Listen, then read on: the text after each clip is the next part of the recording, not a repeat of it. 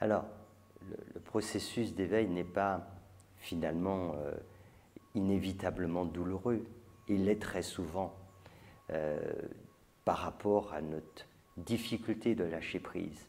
Voilà. C'est vraiment en cela que réside cette douleur. Elle n'est pas intrinsèque, ce n'est pas une obligation.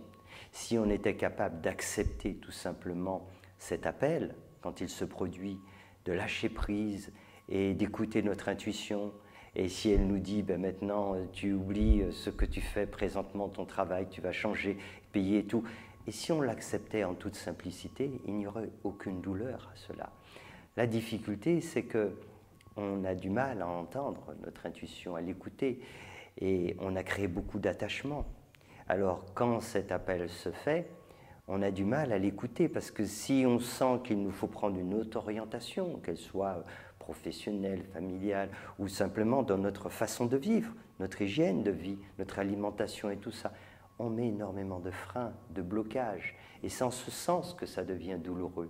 C'est les freins que l'on oppose à notre élévation spirituelle qui crée cette douleur. Mais si on est capable de lâcher prise, d'être dans cette acceptation, alors non, ça peut se faire de façon très fluide, mais c'est extrêmement rare que ça se fasse comme ça, dans une totale acceptation.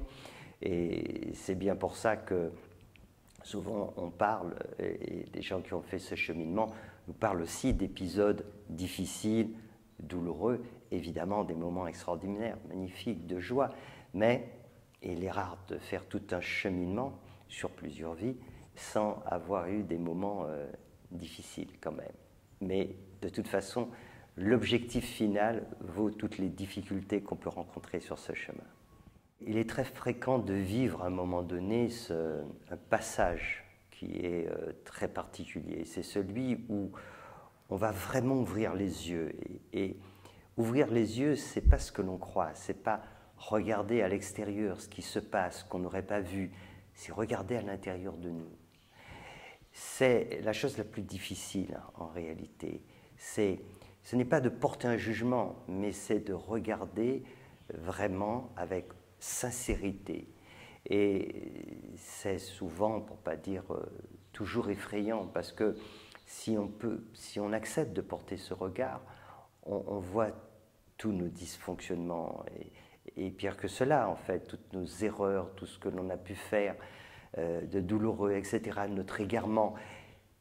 Et si on a le courage de poursuivre, alors progressivement on va traverser cette zone d'obscurité qui est difficile, car on a le réflexe de détourner notre regard, de ne pas regarder ainsi, surtout qu'on a pris tellement l'habitude de critiquer les autres, de voir ce qui n'allait pas chez l'autre, d'observer tout ce qui se passe à l'extérieur. Mais cette remise en cause personnelle, on a le réflexe au contraire de justifier toujours tout ce que l'on fait, même les choses les plus absurdes.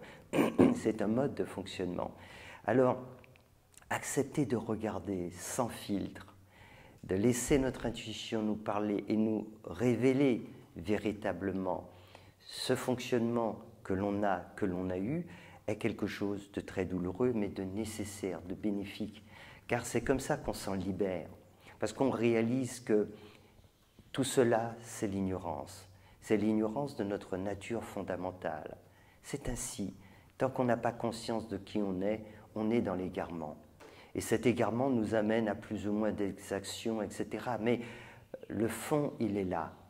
Alors, si on l'accepte totalement, on va traverser ce tunnel obscur. Et au bout du tunnel, il y a la lumière. Et plus on avancera vers cette lumière, et plus elle va nous réconforter, parce qu'on va ressentir que cette lumière ne nous est pas étrangère. Et si on va au bout de ce tunnel, alors cette lumière, on découvrira quelle est notre nature profonde, quelle est notre réalité, en fait, que nous sommes la lumière.